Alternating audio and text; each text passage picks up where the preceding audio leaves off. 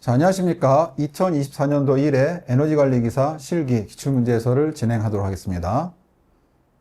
자, 1번 보겠습니다. 자, 1번. 비중계를 사용하여 연료의 비중을 측정하는데 비중이 1인 물에 넣었을 때 수위를 기준 수위 0으로 하였다. 이 비중계를 연료에 넣었을 때 기준 수위보다 2cm 위로 올라갔는데 이 연료의 비중은 얼마냐? 그 단 비중계 질량은 0.04kg, 비중계 유리관 단면적은 4제곱센티미터이다.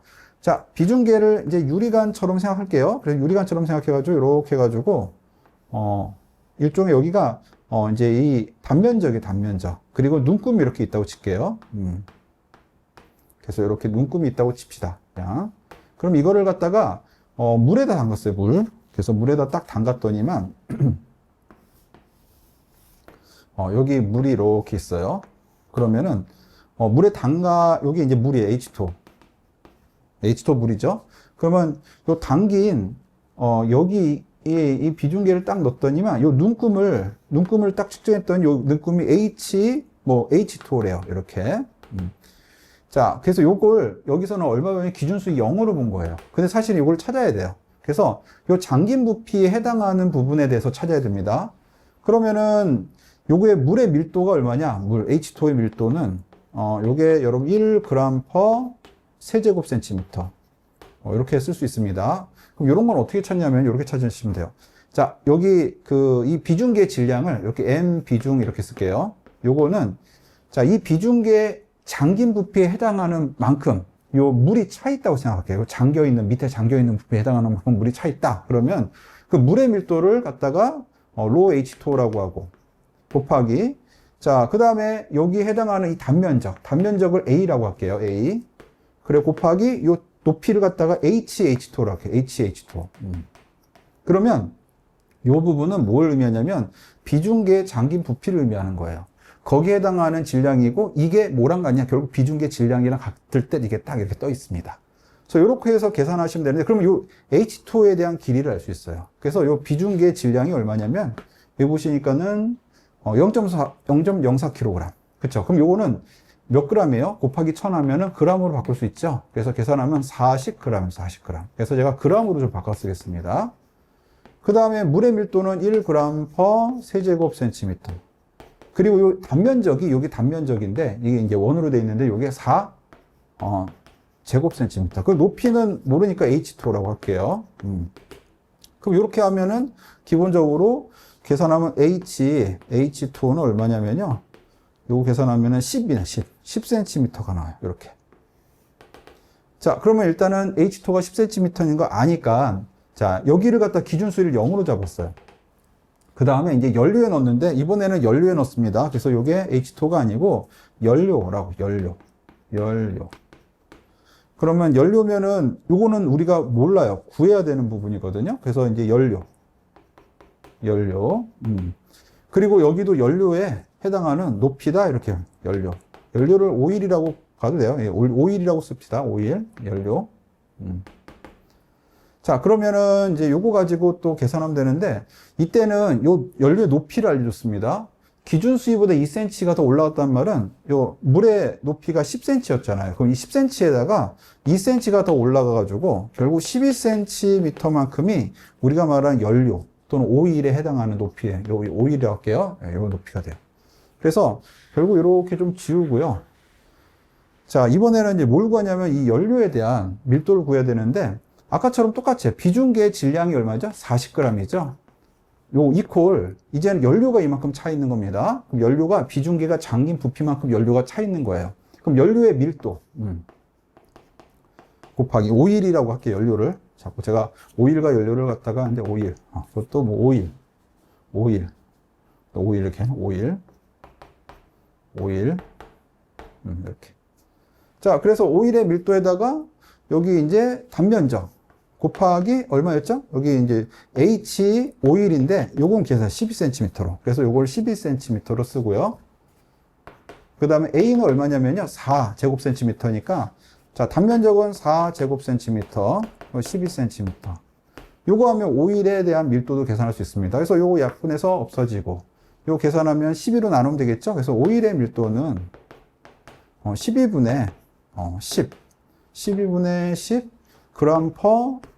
제곱센티미터. 이렇게 되면 세제곱센티미터에 그램 퍼 세제곱센티미터. 이렇게 됩니다. 12분의 10 그램 퍼 세제곱센티미터고요. 물의 밀도는 얼마냐? 물의 밀도는 1 그램 퍼 세제곱센티미터예요.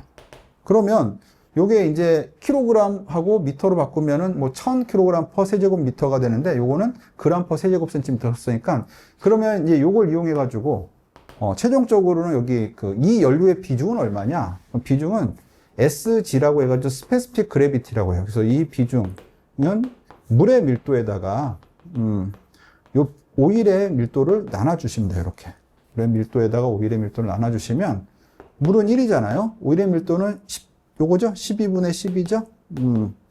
그래서 요 계산하시면 0.833. 이게 단위가 없어집니다. 그래서 요게 이 연료에 대한 비중이 돼요. 그래서 0.833. 이렇게 보시면 돼요. 요거는 이제 킬로그램 퍼 세제곱미터로 나눴을 때는 1000을 곱해주고 그램 퍼 세제곱센티미터로 나눴을 때는 요거 그냥 그 값에서 요 킬로그램 퍼 세제곱미터에서 1000을 나눠주시면 이렇게 또 바뀝니다. 그렇게 해서 1번 문제는 풀어주시면 돼요.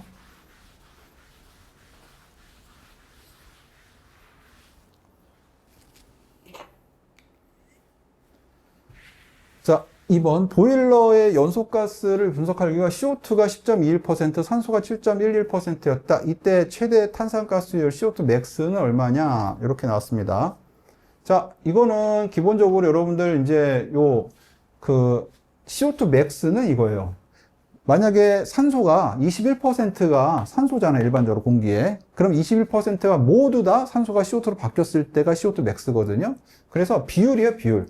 자, 그런데 여기서는 산소가 7.11만큼 남았잖아요. 그쵸? 7.11만큼 남았고, 요게 10.21%니까, 요렇게 계산하시면 됩니다.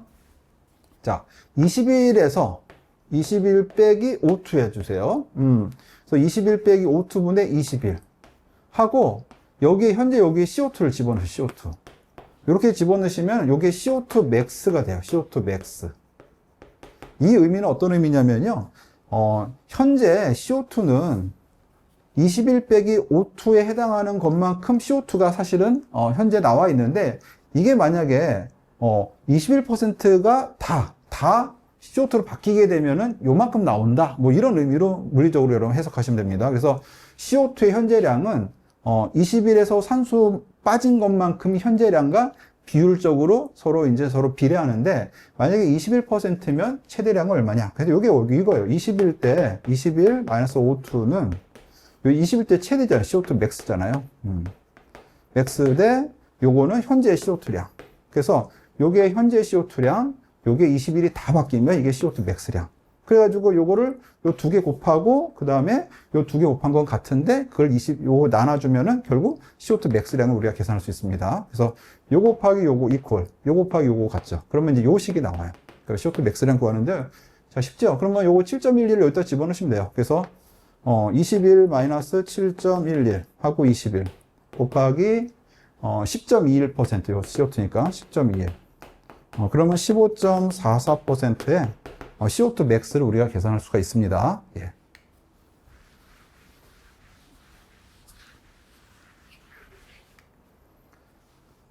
자, 3번 보겠습니다.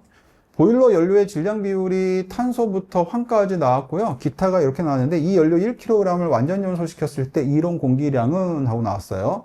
자, 이거는 그냥 원리적으로 설명하면 요거예요. 1kg 중에 탄소가 76%가 0.76kg 있고요.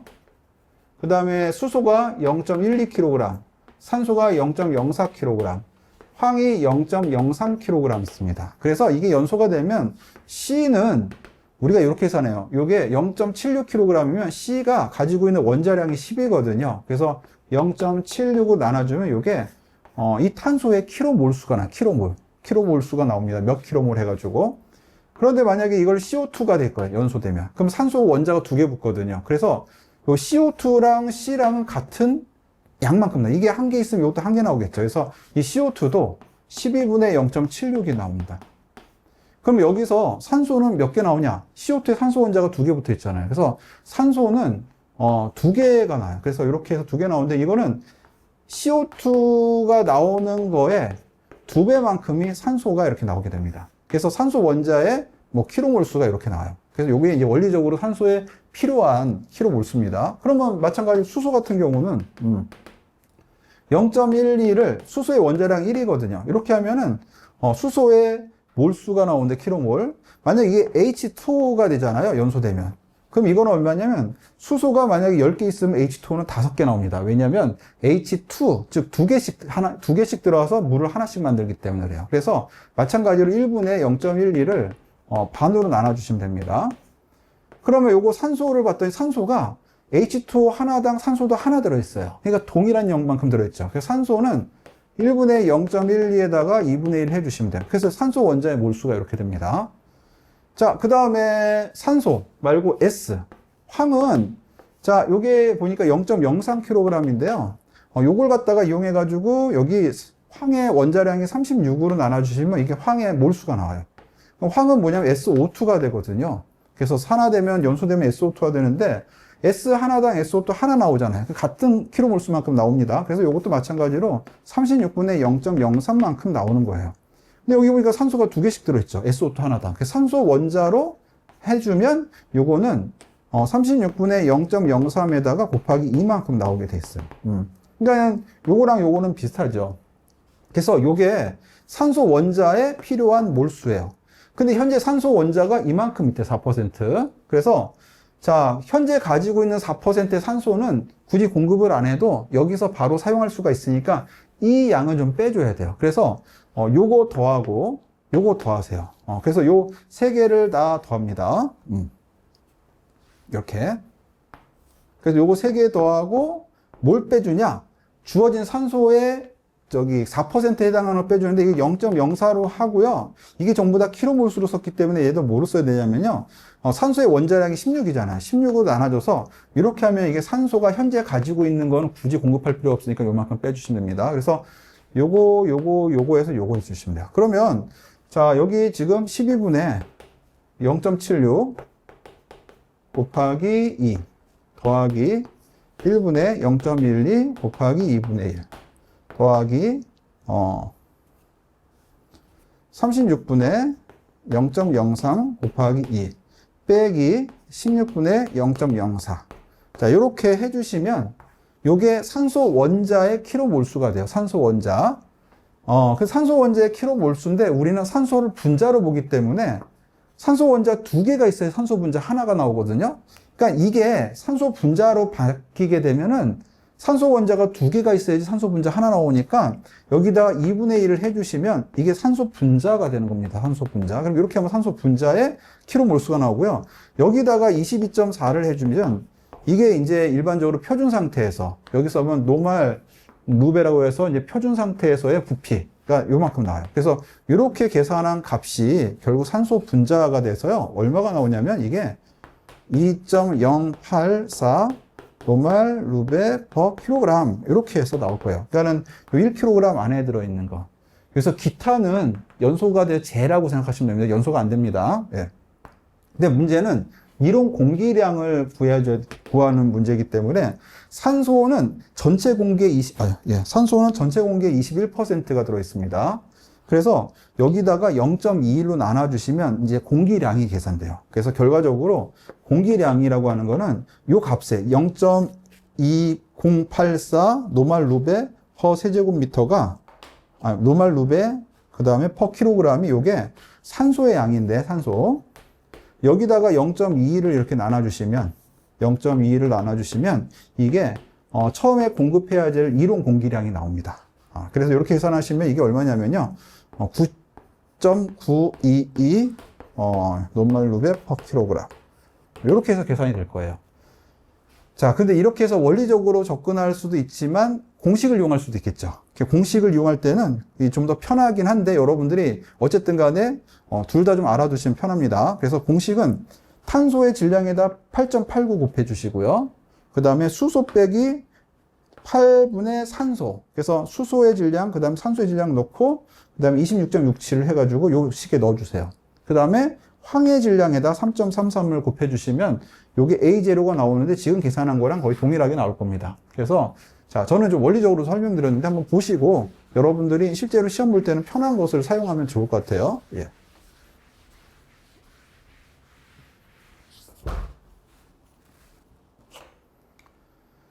자, 4번 보겠습니다.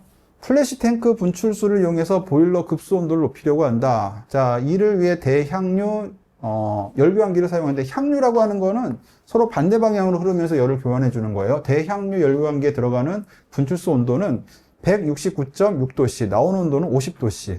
그래서 요거를 표를 좀 만들어 주세요. 그래서 169.6도씨에서 50도씨로 나온다. 이렇게 해서 이렇게 쫙 흘러가는 거 하나 그려 주십시오. 분출수. 그리고 급수가 들어요. 급수는 15에서 40도씨. 그러면 반대로 가야 돼요. 향유니까. 그래서 이렇게 가는 걸로 그려주세요. 15에서 40도씨. 그래 나온다. 급수의 비열과 급수량이 나오고 분출수 배출량이 2.5톤 per hour일 때 다음을 구하시오 나왔습니다. 자, 그러면 일단 여기 대수 평균 온도차를 구해야 되는데요. 대수 평균 온도차는 자, 요 차이. 그다음 요 차이를 먼저 계산하세요. 그래서 169.6에서 40을 빼면 돼요. 그럼 129.6이 나옵니다. 요도 마찬가지로 50에서 15를 빼면 35가 나와요. 요 차이를 계산하셔가지고 이 값과 이 값에 우리가 말하는 대수 평균, 즉 우리가 로그 평균이라고 하는 값을 구하시면 돼요. 그래서 요 대수 평균 온도 차이는 요 1번 이렇게 요거는 129.6 빼기 여기 있는 35 이렇게 하고요. 그 다음 ln 쓰고 35분의 129.6 이렇게 해주시면 이게 대수평균 온도차가 돼요. 이거 계산하시면 72.26도씨가 나올 겁니다. 이렇게 나올 거예요. 자, 어렵지 않죠? 자, 두 번째, 열교환기가 회수한 열량은 얼마냐? 킬로와트인데요. 이때 여기에서 주는 열은 얘가 받는 열 같아요. 그러니까 얘가 주는 열과 얘가 받는 열 중에 아무거나 하나 구하시면 되는데, 자, 일반적으로 열을 구할 때는, 자, 여기서 말하는 이제 질량에다가, 그 다음 비열에다가 온도 차이를 계산하셔야 돼요. 그래서 질량, 비열, 온도 차이를 계산해야 되는데, 여기 이게 다 들어있는 걸 활용하세요. 그래서 보니까, 급수는 비열이 나왔어요. 맞죠? 급수는 비열이 나왔는데, 여기서 보니까 분출수는 비열이 안 나왔어요. 그러니까 분출수는 가지고 계산을 못하고 급수로 계산을 해야 될 것 같아요. 급수량도 나왔습니다. 자, 그래서 여기 급수는 비열이 4.18. 그럼 한번 써볼게요. 4.18. 먼저 C를 먼저 써요. C. 비열 쓰고, 그 다음에 질량, 유량 쓰고, 온도 차이. 그래서 4.18 킬로줄 하고, 분의 킬로그램 도씨.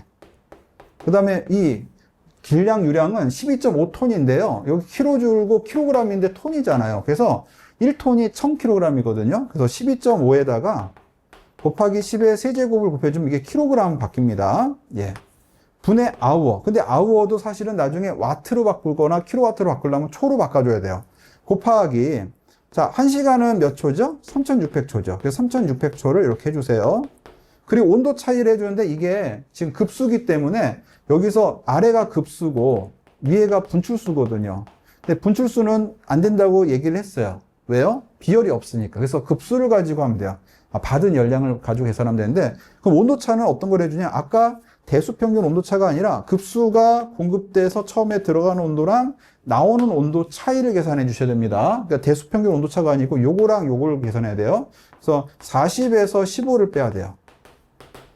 이 대수평균 온도차를 계산하려면 우리 열교환기에 해당하는 전열 면적을 곱해줘야 되는데, 여기서는 전열 면적과 총괄 전열 개수 같은 것들이 나와 있지가 않거든요. 그러다 보니까 요거 40에서 15, 요거를 여러분들 집어넣으시면 됩니다. 그래서 요거 계산하시면 여기 아워가 없어지고, 그 다음에 킬로그램이 보면 없어지죠? 예. 그리고 온도차도 이게 도씨인데요. 도씨도 온도차도 이게 없어집니다. 그럼 킬로줄 퍼 하고 세크가 나와요. 킬로줄 퍼 세크가 킬로와트거든요. 그래서 이렇게 계산하시면 이게 362.85 킬로와트 뭐 이렇게 해서 계산이 될 겁니다. 그래서 열 교환기 계산하는 법 기억해 주세요.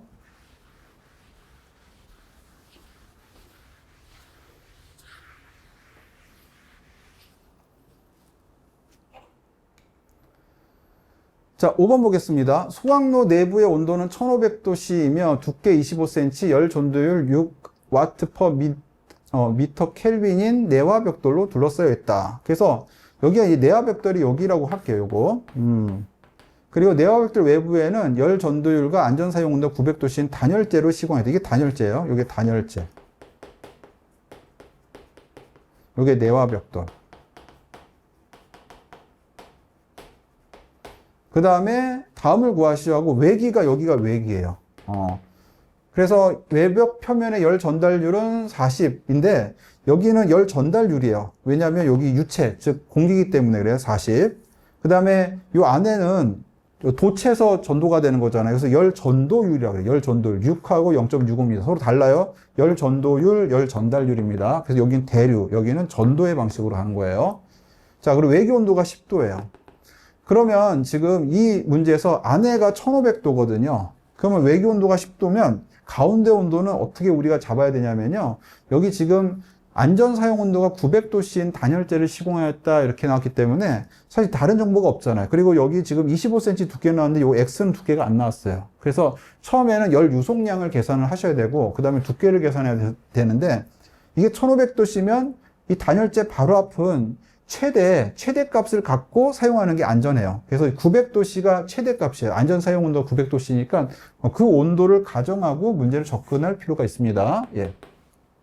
그러면 자, 이게 여러분들 우리가 말하는 쉽게 말하면 이제 여기서 말하는 열 유속량이라고 하는 게 우리 정상 상태라고 가정하게 되면은 이 전체에서 열 유속량이라든지 아니면 각각에 대한 열 유속량이 동일해야 돼요. 그래서 하나만 구하면 여러분들 열 유속량을 확인할 수 있는데 참고로 말하면 여기는 X가 나왔고 여기 외기가 나왔잖아요. 그래서 여기는 좀 묶어서 볼 필요가 있어요. 묶어서. 그래서 외기랑 X는 여기는 열 전도, 여기는 열 전달이다 보니까 여기는 대류, 여기는 전도가 되겠죠. 그래서 여기서는 어차피 다 정보가 나왔기 때문에 이걸 가지고 열 유속량을 계산하시면 여기는 이 두 개를 묶어 가지고 열 유속량을 계산한 그 값이랑 동일하게끔 여러분이 접근해 주시면 됩니다. 자, 그래서 내화벽돌에서 단열재로 통과하는 열 유속량이라고 하는데 일단은 요거 가지고 계산하시면 돼요. 요거. 그래서 내화벽돌에서 단열재로 통과하는, 이게 단열재잖아요. 그럼 여기서 통과하는 열 유속량 계산하시면 요거 가지고 계산하시면 됩니다. 예. 그래서 그거 계산하시면은 자, 열 유속량이 Q하고 제가 A라고 쓸게요. 요거는 여기에 있는 우리 이 안에 있는 요거 부분만 보시면 되는데 이게 6이잖아요. 그 열 전도율이. 그래서 람다 분의 그 다음에 여기 두께가 얼마냐? 25cm예요. 25는 0.25라고 쓰시면 미터 단위로 쓸게요. 자, 그 다음에 여기 온도 차이를 쓰는데 1500과 900이니까 그 차이를 쓰면 됩니다. 1500 마이너스 900. 그리고 람다라고 하는 거는 여기 지금 표면에 6에 해당하는 게 요거죠, 요거. 요걸 쓰시면 돼요. 그래서 소각로 내부에. 그래서 요거 6. 그럼 요렇게 쓰시면 이게 14,400 와트 퍼 미터 제곱. 요만큼의 열 유속량이 나올 겁니다. 그래서 요거 계산하시고 그 다음에 이제 오른쪽 계산해야 되는데 이 열 유속량을 여기서 외기랑 그 다음에 여기 단열재가 그대로 동일하게 갖고 있다고 보시면 됩니다. 그래야지 열이 축적되거나 아니면 열이 여기서 소모되거나 그러지 않아요. 이 온도를 계속 유지할 수 있어요. 900하고 여기 보면 10이죠, 10. 이 온도를 계속 유지할 수 있습니다. 그래서 이렇게 계산하면 그 다음에 요거는 그대로 쓰면서요. 온도차는 900에서 10으로 가요. 900 마이너스 10. 그리고 여기는 자, 여기는 전도에 대한 열 전도율이 0.65죠. 그럼 0.65를 여기다 쓰세요. 0.65. 두께는 모르니까 X로 쓰겠습니다. X. 더하기. 그 다음에 여기는 외기에서는 열 전달인데 전달일 때는 그냥 열 전달률을 분모에다만 써주시면 돼요. 그래서 여기 40이죠. 그럼 40 쓰고 두께는 안 써도 됩니다. 두께라고 하는 거는 열 전도에서 이 벽의 두께가 필요하기 때문에 쓰는 거고 열 전달률에는 그걸 쓸 필요가 없어요. 그래서 이렇게 써가지고 계산을 해주시면 되는데 이거 이제 여러분들이 요거 계산기의 설버 기능을 이용해가지고 계산하셔도 되고 아니면 실제로 이렇게 넘겨가지고 계산하면은 X가 얼마 나오냐? 0.0239 미터가 나올 거예요. 왜냐하면 전부 다 단위가 미터 단위로 썼기 때문에. 그럼 요 센티미터로 바꾸면 100을 곱하면 되죠. 그래서 2.39 센티미터. 그래서 1번. 내화벽돌에서 단열재로 통과하는 열 유속량은 14,400 와트 퍼 미터의 제곱이고요. 그 다음에 단열재의 시공 두께는 이 온도를 만약에 일정하게 유지를 시킨다. 그러면 2.39cm로 시공 두께를 만들면은 온도가 일정하게 유지가 될 겁니다. 예, 그래서 여러분들이 문제풀이를 할 때 하나를 구하면 그거에 여기도 그대로 사용되는구나. 그래야지 온도가 일정하게 유지가 될 수 있다. 이렇게 알아두시면 될 것 같아요. 예.